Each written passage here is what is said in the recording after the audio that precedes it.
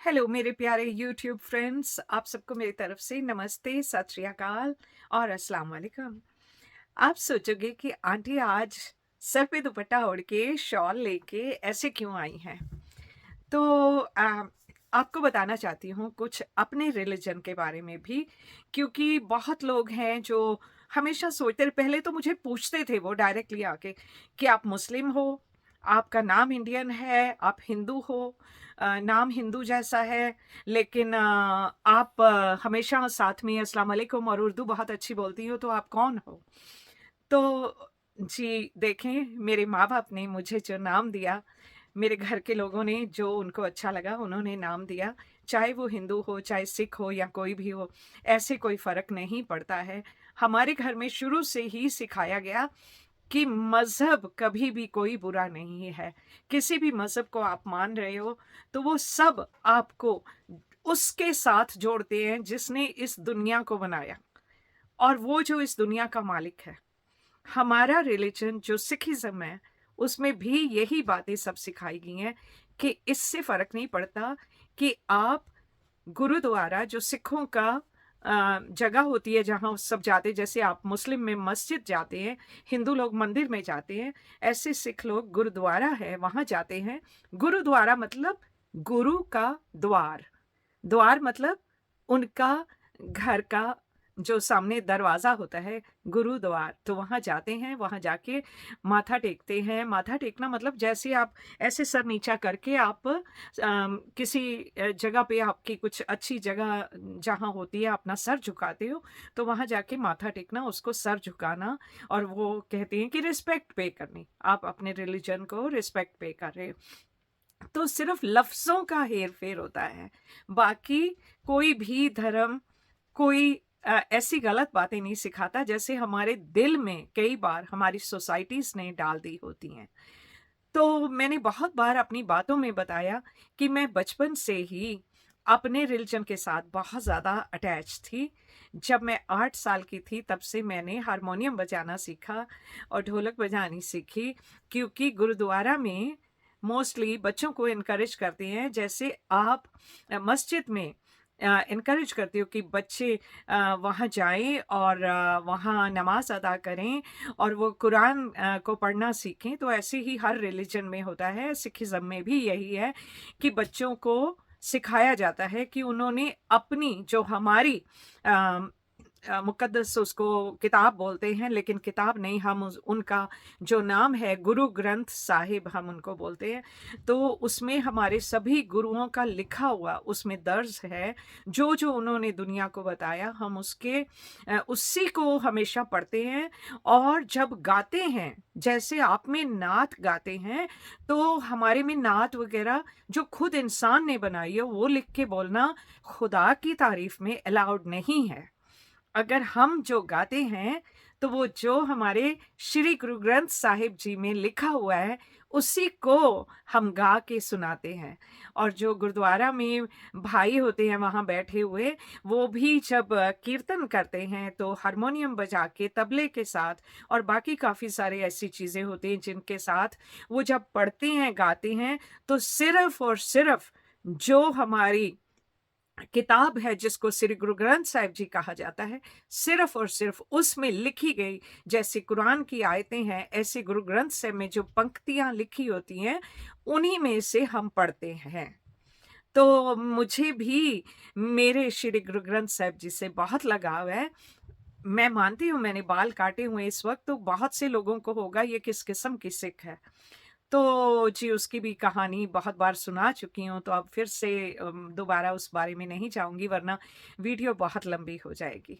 तो मैं आज आपको अपना गुरु ग्रंथ साहिब जी का एक शब्द जो मुझे पसंद भी है, वैसे तो सभी शब्द बहुत अच्छे हैं, बहुत दिल के करीब हैं, क्योंकि उनको सुन के ना आपकी रूह को बहुत सुकून मिलता है। ऐसे फ़ील होता है जब उनको पढ़ रहे होते हैं ना, तो जैसे आप डायरेक्टली अपने जो ऊपर हैं हमारे, चाहे खुदा है, चाहे वाहिगुरु हैं, चाहे परमात्मा है, हिंदू धर्म में भगवान हैं, कोई भी है जो आपका बनाने वाला, जिस पे आपको विश्वास है, जब आप उनका कुछ पढ़ते हो या गाते हो, तो ऐसा महसूस होता है जैसे आप बिल्कुल डायरेक्टली उनके साथ बात कर रहे हो। और वो बात तुम्हारी, आपकी, मेरी, सबकी बात वो सुनते हैं। और जब वो सुनते हैं तो आपकी रूह को इतना सुकून मिलता है, इतना अच्छा लगता है, और कई बार पढ़ते-पढ़ते रोना आ जाता है। और मैं तो हूँ ही पागल सी ऐसी कि बिना बात के भी रोने लग जाती हूँ। तो मुझे माफ़ करिएगा, मैं कोशिश करूँगी कि ऐसा मैं कुछ नहीं करूँ। लेकिन अगर आप डीप जाते हैं, आज ठंड बहुत है इसलिए ये शॉल ओढ़ी हुई है मैंने, वैसे कोई ऐसा नहीं है, हीटिंग भी ऑन किया तब भी ठंड है। तो जी, जो मैं आज गाने लगी हूँ उसके साथ-साथ मीनिंग भी है, मैं आपको मीनिंग भी बता सकती हूँ।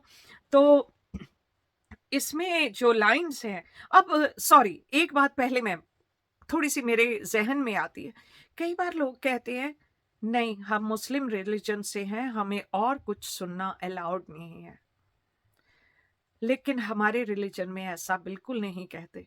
हमारे रिलिजन में कहते हैं हर चीज़ जो ऊपर वाला जिसने ये दुनिया बनाई, उसकी अम, उसकी प्रशंसा में, हिंदी का लफ्ज़ है प्रशंसा में, पंजाबी का लफ्ज़ है उसकी बढ़ाई में, उसकी वडियाई में, जो चीज़ कही गई हो, उसकी प्रेज़ करने के लिए, इंग्लिश में, कि प्रेज़ करने के लिए जो चीज़ बनाई गई हो, वो कभी भी किसी और मज़हब में हो या कहीं भी हो, वो बुरी नहीं हो सकती। तो ये सिर्फ़ और सिर्फ़ हमारे वहम हैं, ऐसा कुछ नहीं है। ऐसा नहीं कि सुनने से आपका मज़हब बदल जाएगा या कुछ है। आप आप अपने आप को अम, अपने खुदा से जोड़े रहिए। लेकिन अगर आप जानना चाहते हैं कि किसी और रिलिजन में क्या कहते हैं, क्या है, इसलिए आज मैंने सोचा कि मैं कुछ थोड़ा-सा बोल के, कुछ पढ़ के आप लोगों को बता सकूँ। तो जी, लाइन्स है इसमें, हर जियो, हर कहते हैं हरि, हर, ये सब परमात्मा के नाम हैं। बहुत से नाम हैं उनके, किसी भी नाम से पुकार लो। हे अल्लाह, हे मालिक, हे मेरे खुदा, हे मेरे पिता, या कुछ भी उनको कह लें। सिर्फ प्यार होता है जिससे आप उनको बुलाएं तो वो सुनते हैं आपकी बात। तो इन लाइनों में लिखा लिखा है, हर जियो, मीन्स उनको बहुत प्यार से बुला रहे हैं कि हे भगवान, हे परमात्मा, निमाणिया तू मान। निमाना मतलब, निमाना उसको कहते हैं जो बहुत छोटा है, जो जिसका कोई मान नहीं है दुनिया में, जिसकी कोई इज्जत नहीं है कहीं पे, कोई जो उसको पूछता नहीं है, वो बिल्कुल छोटा, अपने आप को हमेशा अपने खुदा के आगे, अपने भगवान के आगे, अपने वाहिगुरु के आगे खुद को इतना नीचा कर लो, इतना नीचा कर लो, तभी वो आपको ऊपर उठाता है। मैं अभी से इमोशनल हो गई ये कहते हुए। जब आप खुद को मिट्टी जैसा बना लेती हो जो लोगों के पाँव में आती है, जो बिल्कुल किसी उसमें उसकी कोई कीमत नहीं है, वो होता है निमाणा। निमाणा मतलब जिसकी कोई कीमत नहीं है, जिसका कोई मान नहीं है। तो वो कह रहे हैं अपने परमात्मा से, अपने खुदा से कह रहे हैं, हर जियो, मेरा तो कुछ मान नहीं है। तू है जो सब मान वाला है, तू है जिसको सब अ, तेरे को तेरी प्रेज़ करते हैं, तेरे आगे आके दुआ माँगते हैं और तेरी बढ़ाई करते हैं कि तू इतना महान है, तू इतना अच्छा है। तो आगे कहते हैं कि नचीजियाँ मतलब जो बिल्कुल ही नीचा है, चीज़ करे मेरा गोविंद, लेकिन जो वो मेरा खुदा है, जो मेरा परमात्मा है, वो एकदम गिरे हुए को भी इतना बड़ा कर देता है। अ, तेरी कुदरत को कुर्बान, कि तेरी कुदरत जो तूने बनाई है, ये सारी जगह, ये सारी दुनिया, मैं उस पे कुर्बान जाता हूँ कि तेरी एक-एक चीज़ दुनिया की जब देखता हूँ, तो मैं उस पे कुर्बान जाता हूँ कि तूने बनाने वाले, तूने ये क्या-क्या चीज़ें बनाई हैं। हम जानवरों को देखें, हम पक्षियों को देखें, हम छोटी-छोटी चींटियों को देखें, किसी चीज़ को भी देखें, तो वो कितनी मतलब हर चीज़ में उनका कोई ना कोई मकसद है कि उनको क्यों बनाया गया। तो कह रहे हैं मैं कुर्बान जाता हूँ। ये हमारे गुरु नानक देव जी, उन्होंने जब ये शब्द कहा है, पढ़ा है, तो उसमें वो कह रहे हैं कि मैं तेरी कुदरत को कुर्बान जाता हूँ। हर जी निमाणिया तुम आगे कह रहे हैं, गई बहाड़ बंदी छोड़ निरंकार दुखदारी, कि आप जो हैं आपकी कोई फॉर्म नहीं है। खुदा से कह रहे हैं, भगवान से कह रहे हैं कि आप फॉर्मलेस हैं, क्योंकि हमने उनको देखा नहीं है। हम ये नहीं कह सकते जो खुदा है या भगवान है वो आदमी है या औरत है। उनकी कोई फॉर्म नहीं है, वो तो एक पावर है। इतनी बड़ी पावर, इतना तेज उसकी लाइट है कि हम इन ह्यूमन आंखों से उनको देख भी नहीं सकते हैं। तो कर्म ना जाना धर्म ना जाना, मैं अपने काम नहीं जानता हूँ। मैं धर्म क्या चीज है, रिलीजन क्या चीज है, मैं उसको भी नहीं जानता हूँ। लोभी मायाधारी, मायाधारी की, लोभी का मतलब है कि जो बहुत ग्रीडी है, और मायाधारी जिसको सिर्फ और सिर्फ पैसे की हर वक्त पड़ी रहती है। मैं इतना कमा लूं, मैं इतना कर लूं, आज मेरे पास कितने पैसे हो गए, ये क्या हो गया। मतलब हम इंसान जो हैं, हम सिर्फ और सिर्फ दुनिया में इतना ज्यादा अपने आप को इन्वॉल्व कर लेते हैं कि हमें खुदा का कुछ याद ही नहीं रहता, हमें भगवान का, कि भगवान ने हमें कितना कुछ दिया है, वाहिगुरु ने हमें क्या दिया है, हमें उन चीज़ों का पता ही नहीं रहता कि एक अच्छी हमें ज़िंदगी दी है, हमें बिल्कुल एबल बॉडी या आंखें दी है जिनसे हम देख सकते हैं, मुंह दिया है जिससे हम खा के जी अपना शरीर जो है उसको जिंदा रखते हैं, और हमारे हाथ दिए हैं जिनसे हम सारे काम कर सकते हैं, पैर दिए हैं जिनसे हम चल सकते हैं। और इतना कुछ होने के बावजूद भी हम उसको याद नहीं करते जिसने हमें बनाया, हम सिर्फ और सिर्फ दुनिया की चीजों में डूबे हुए हैं। आगे कहते हैं, लेकिन जब मुझे उस परमात्मा का नाम याद आता है, मैं उसके आगे जाके खुद को ऐसे झुकाता हूं और कहता हूं कि आप ही मेरी लाज रखो, आप ही मुझे इन सब चीजों से अलग करो, और मैं सिर्फ और सिर्फ आपका नाम लूं। तो ऐसी हमारी बातें हैं। तो ये मुझे बताइए आप, जो आप तक मैंने बोला, क्या उसमें आपको लगा कि आपके रिलीजन से, सिखिज्म रिलीजन, कुछ किसी तरह से फर्क है? हर रिलीजन में यही बातें सिखाई जाती हैं, और ऐसे ही अच्छा अच्छा सब लोगों से कहा जाता है कि आप जिसने आपको बनाया उसे भूले नहीं, आप उसका शुक्रिया एक एक पल, एक एक सेकंड उसका शुक्रिया अदा करें। और ये जो है इसको हम गाते हैं और गा के सुनाते हैं। तो अगर आप लोग मेरे साथ जुड़े रहें तो मैं ये आपको गा के भी सुनाती हूँ कि ये एक बहुत प्यारी उसमें ट्यून में गाया गया है जिसको मैं कॉपी करके वो सुना रही हूँ। तो प्लीज आप सभी साथ जुड़े रहिए और सुनिएगा कैसे है। हर जियो, हर जियो, निमाणिया तू माण, हर जियो, हर जियो, निमाणिया तू माण, न चीजिया चीज करे मेरा गोविंद, तेरी कुदरत को कुर्बान, हर जियो, हर जियो, निमाणिया तू माण, जैसा बालक पाई सुभाई, लख अपराध कमावे, अगों देखे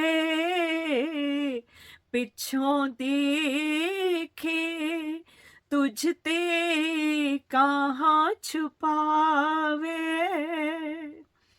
पिछले औगण बख्श ले, प्रभु आगे मार्ग पावे, प्रभु आगे मार्ग पावे। हर जियो,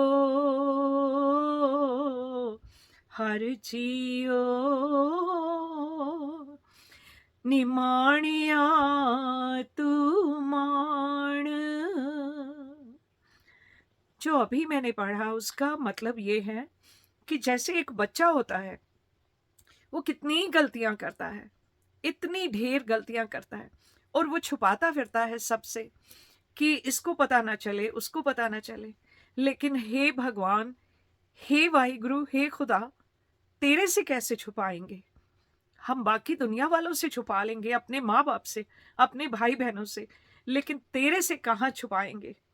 लेकिन अगर तू हमारे पिछले बुरे कामों को, हमारे पिछले अवगुणों को बख्श दे और हमें आगे के लिए अच्छा सोचने का रास्ता दिखा, हमें आगे अच्छा मार्ग दिखा, हमें सीधे रास्ते चलने की तौफीक दे, तो प्रभु जो हैं, प्रभु का मतलब वाहिगुरु, भगवान और अल्लाह, ये सब हैं प्रभु, जिनको इस लैंग्वेज में कहा गया है।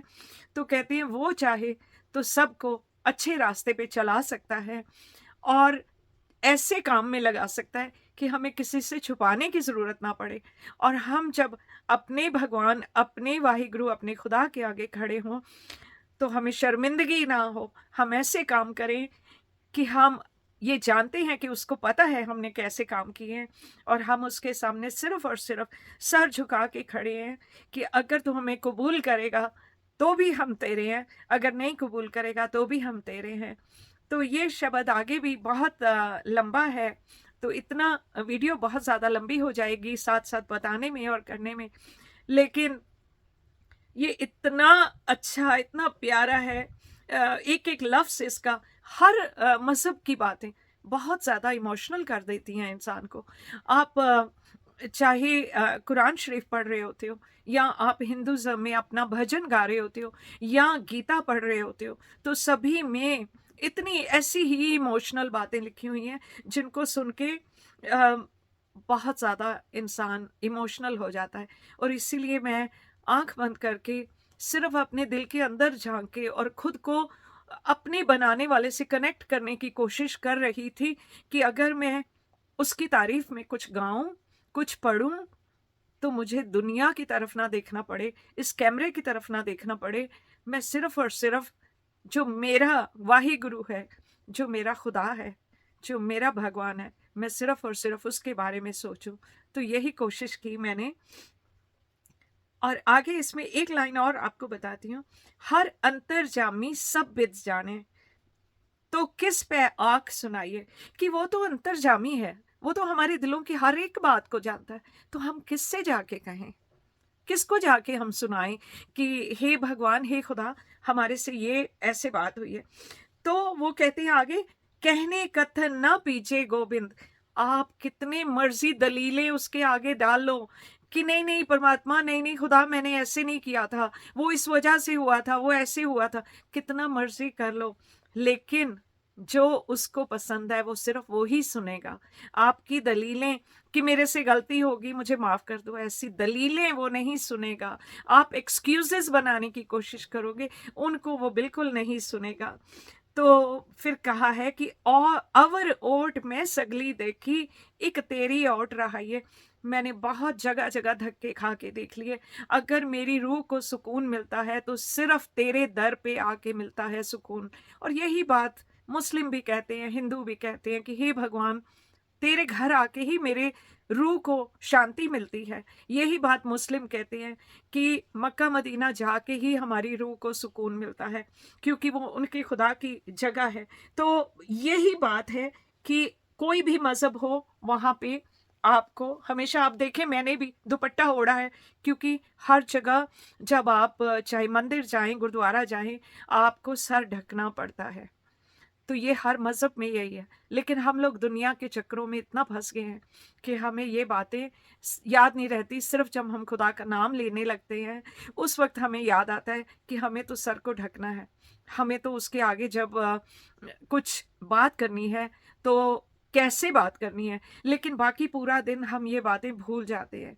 हर मज़हब अच्छी बात सिखाता है, लेकिन उस मज़हब के मुताबिक चलना कोई बहुत ही प्योर सोल होगी, जो जैसे उसने कहा वैसा चल के दिखाए इस दुनिया में। इस दुनिया में रहते हुए हम दुनिया में ज़्यादा उलझ जाते हैं और अपने बनाने वाले को भूल जाते हैं। उसकी कही हुई बातों को, कि उसने क्या कहा है, दुनिया में कैसे रहना है, कैसे पाक साफ रहना है, हम ये बातें भूल जाते हैं। ये ऐसा नहीं कि आज इस उम्र में पहुंच के मैं ये बातें कर रही हूँ। काश मेरे घर के मेरे माँ बाप यहाँ होते तो आपको बताते कि मैं 8 साल की उम्र से ही ऐसी हूँ, ऐसे ही खुदा के साथ लगी हूँ, ऐसे ही अपने वाहिगुरु के साथ लगी हूँ, और मुझे बहुत सुकून मिलता है।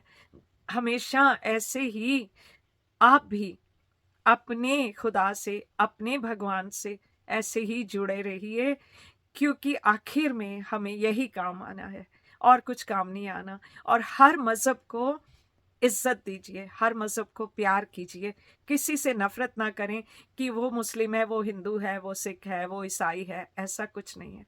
सब मज़हब उसी की रज़ा से बने हैं, और कोई शैतान ने नहीं बनाए। हर एक बंदा किसी ना किसी तरीके से, जैसे कहते हैं ना, एक घर है किसी का, उसके घर जाने के कई रास्ते हैं, कई सड़कें हैं जो जाती हैं। ऐसे ही खुदा का रास्ता भी, वाहिगुरु का रास्ता भी ऐसे ही, उसके कई रास्ते हैं। कोई एक रास्ता पकड़ ले, वहाँ से आप पहुँच सकते हैं उसके घर तक। सिर्फ ये है, अपने दिल को आप साफ रखें, अपनी दिमाग से काम ना लें जो शैतान का घर है, सिर्फ अपने दिल से काम लें, और उस अपने बनाने वाले को हमेशा याद रखें। तो आई होप आपको मेरी ये छोटी सी आज की रिलीजियस इंट्रोडक्शन कह लें इसको, या कैसे, आपको अच्छी लगेगी। बहुत शुक्रिया साथ बने रहने के लिए। अल्लाह हाफिज़, नमस्ते, सत श्री अकाल।